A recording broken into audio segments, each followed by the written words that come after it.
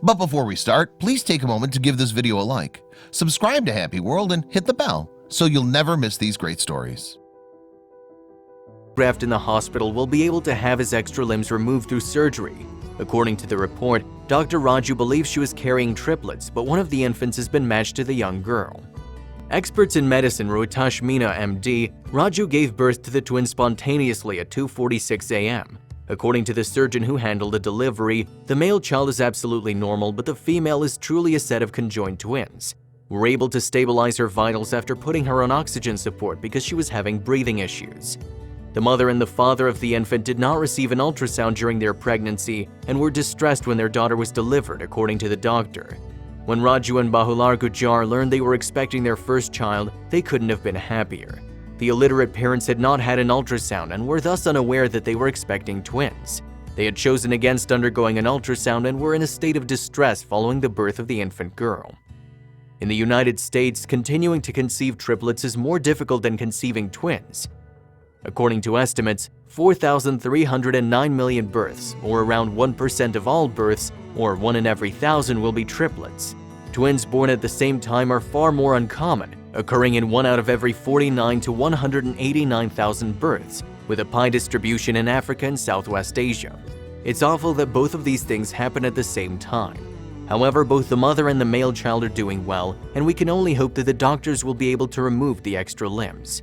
According to the hospital's announcement, the extremely difficult surgery on Safa and Marwa Ola, who were born in Pakistan in January 2017 with a disease known as cranophagus, in which their skulls and parts of their brains were linked and entangled, was successful on Tuesday at a British hospital to separate their skulls, brains, and blood vessels.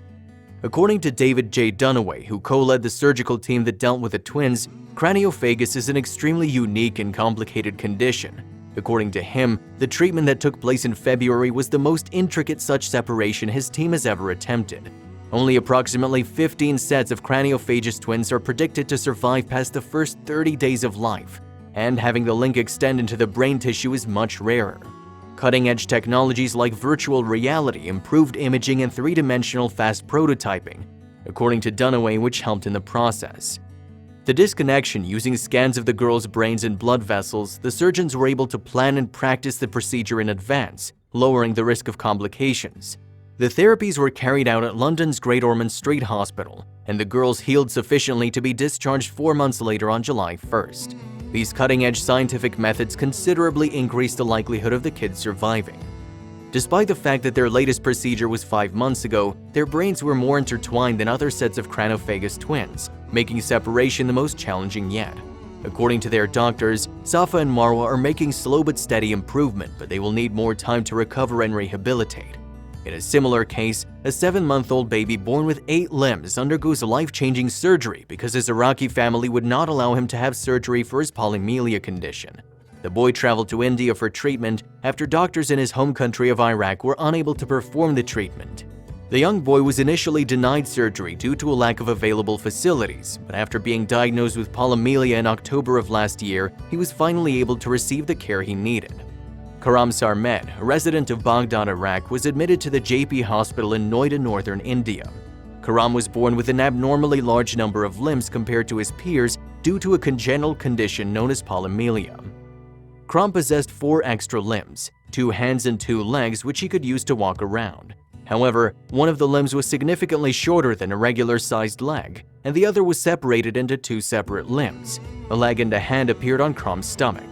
Despite the fact that the Iraqi hospital declined to perform the procedure, the boy's father, Sarmed Ahmed, a 28-year-old emergency physician, had heard of previous successful surgeries in India and hoped for a miracle. So he and his wife Gufran Ali, also 28, rushed Karan to India when he was just 17 days old in hopes of saving his life. He stated that he's his first child and it was heartbreaking to see him in such bad shape. They were completely taken aback. Many people recommended India and he was eager to help his child, so they decided to take a chance and fly there. They flew there for the first time in October and returned 3 weeks later. They then flew back in December and the operation began there. Words cannot express their gratitude to the doctors and nurses who performed the surgery. Dr. Obshanek of JP Hospital disclosed that when the baby was taken to the hospital, his limbs and intestines were deformed and he only had 1 kidney. They all agreed that the mangled limbs and intestines would be a pain to deal with. In 3 steps, it was rectified.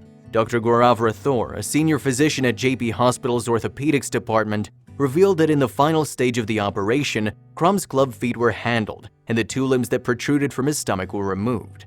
After Crum's surgery, he returned to Iraq and they stayed in touch with his parents by phone and email, offering them crucial advice on the final stage of the operation, which was to remove the 2 limbs that protruded.